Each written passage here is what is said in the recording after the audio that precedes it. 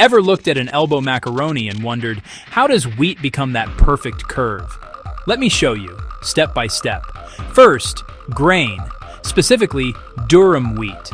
Amber-colored, hard grain close up, milled into semolina, golden, sand-like granules. Semolina into a mixer with water.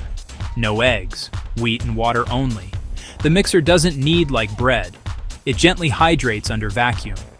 Vacuum pulls out air so the dough compacts evenly, avoids bubbles, and gives you a smooth, dense pasta.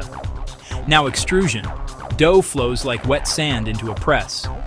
Then it's forced through a die, a metal shaping plate.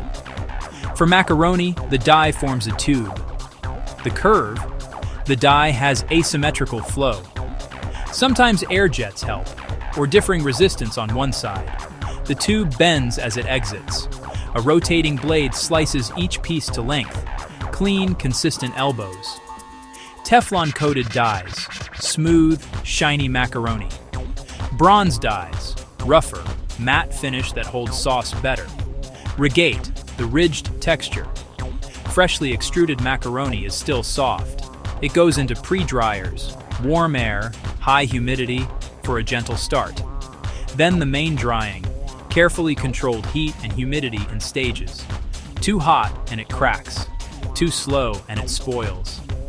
Factories balance this over several hours to bring moisture down to around 12%.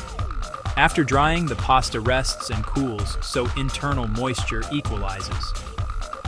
Quality checks happen here. Color length curvature, a snap test for brittleness. Metal detectors scan for contaminants. Next, polishing and sieving remove crumbs and broken bits. Finally, packaging. Form-fill seal machines drop measured portions into boxes. Some lines flush with nitrogen to keep it fresh on the shelf. So that little elbow? It's the result of grain genetics, precise hydration, smart die design, and a slow, careful dry. Add boiling water later, and it springs back to life, ready to hold cheese sauce whatever you throw at it. That's macaroni from field to fork in one smooth curve.